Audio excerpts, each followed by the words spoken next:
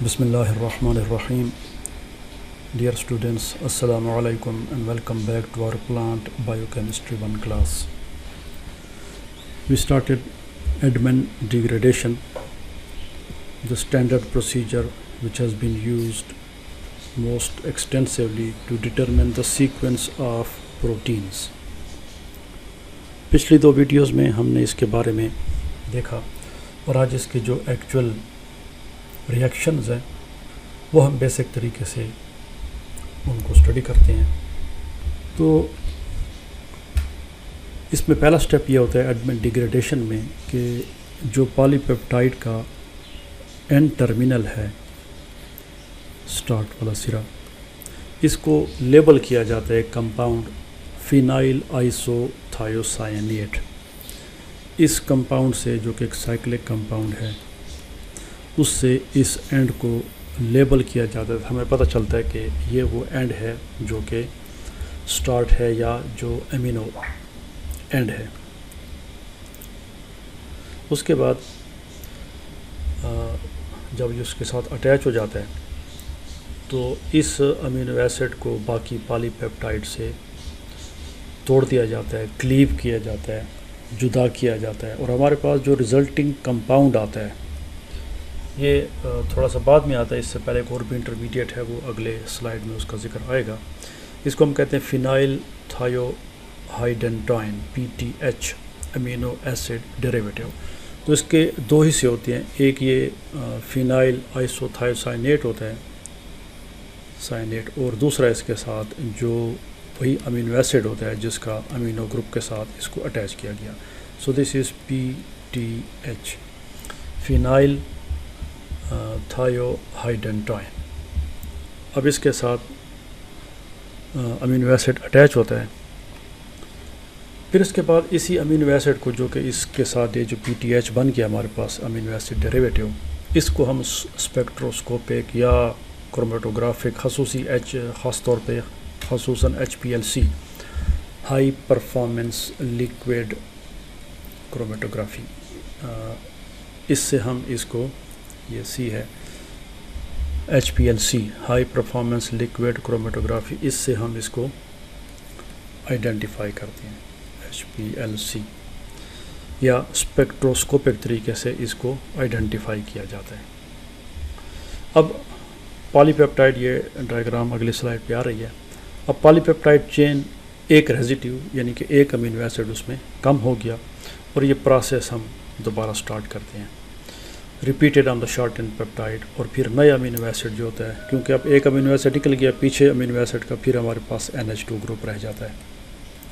अब इसके साथ फिर नया फिनाइल आइसोथायोसाइनेट इसके साथ अटैच किया जाता है, फिर उसको क्लीव किया जाता है, फिर हमारे पास PTH बनता है। उस PTH के जो अमीनो एसिड होते हैं उसको आइडेंटिफाई किया जाता है और फिर ये प्रोसेस रिपीट होता है और हम आगे चलते हैं। ये yielding another PTH amino acid, उसको फिर हम आइडेंटिफाई करते हैं और ये प्रोसेस चलता रहता है हत्ता कि हम पॉलीपेप्टाइड चेन के एंड तक पहुंच जाते हैं। अब ये हमारे पास ओरिजिनल रिएक्शंस हैं आपके सामने और ये उनकी डिस्क्रिप्शन है। तो ये हमने एक फ़र्ज़ी पॉलीपेप्टाइड चेन ली हुई है, ग्लाइसिन, अर्जिनिन, फिनाइल एलानिन और एस्पार्टिक एसिड। उसके बाद ग्लाइसिन है और पहला अमीनो एसिड जो एलानिन है, and this is phenyl isothiocyanate. तो ये हमारा पहला स्टेप है जिसमें ये इसके साथ बॉन्ड करता है और हमारे पास ये बन जाता है, जिसको हम लेबलिंग कहते हैं। क्योंकि अब लेबलिंग इसलिए कि अब इसको हम आइडेंटिफाई कर सकते हैं कि वो कौन सी जगह है जहाँ से हम पॉलीपेप्टाइड चेन को क्लीव करेंगे या तोड़ेंगे। तो पॉलीपेप्टाइड चेन को क्लीव किया जाता है और अमीनो एसिड जो है, जैसे आप देख रहे हैं यहाँ पे, इस जगह से हम इसको क्लीव करते हैं और जब इसकी क्लीवेज होती है तो ये PTH, ये उसका फिनाइल थायोसाइनेट वाला पोर्शन है और ये उसका अमीनो एसिड वाला पोर्शन है। अब यहाँ पे PTH एलानिन है, तो ये PTH एलानिन हो सकता है, PTH स्पार्टिक एसिड हो सकता है, जैसे इस प्रोटीन में अमीनो एसिड मुख्तलिफ नज़र आ रहे हैं। तो इट इज़ सेपरेटेड। अब एक अमीनो एसिड इससे अलग हो गया और फिर ये प्रोसेस जो है वो रिपीट होगा। तो लेबलिंग होती है, उसके बाद फिर रिलीज़ होता है, फिर लेबलिंग और फिर रिलीज़, और ये प्रोसेस जारी रहता है।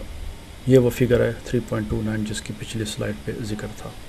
अब इसी को हम एक साइक्लिक तरीके से भी देख सकते हैं। ये एक और डायग्राम है, N terminal sequencing cycle Edman degradation.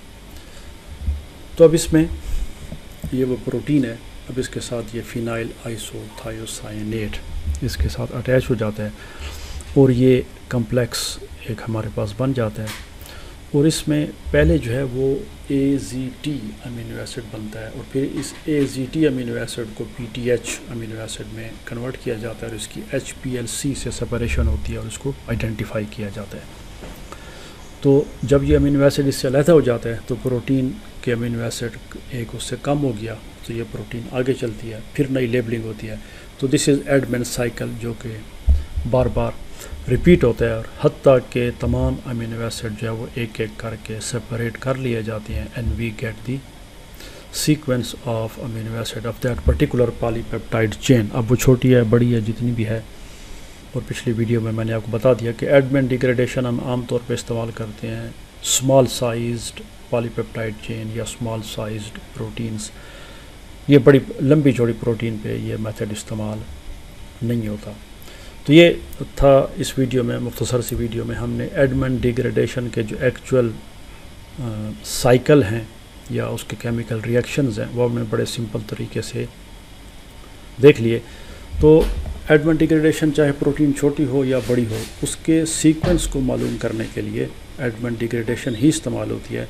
लेकिन बड़ी प्रोटीन में, जैसे पिछली वीडियो में मैंने आपको बड़ी डिटेल से एक्सप्लेन कर दिया कि उसमें जो मेन ट्रिक है, इशू होता है, वो ये होता है कि हमने वो जो पीसेस हमने उसके बना लिए और वो फिर एक मिक्सचर में आ गए जिनकी तरतीब हमें मालूम नहीं है, जबकि इंडिविजुअल पीस के अमीनो एसिड का सीक्वेंस तो मालूम है, लेकिन उन पीसेस की ख़ुद तरतीब नहीं मालूम कि इनको किस तरतीब से जोड़ें।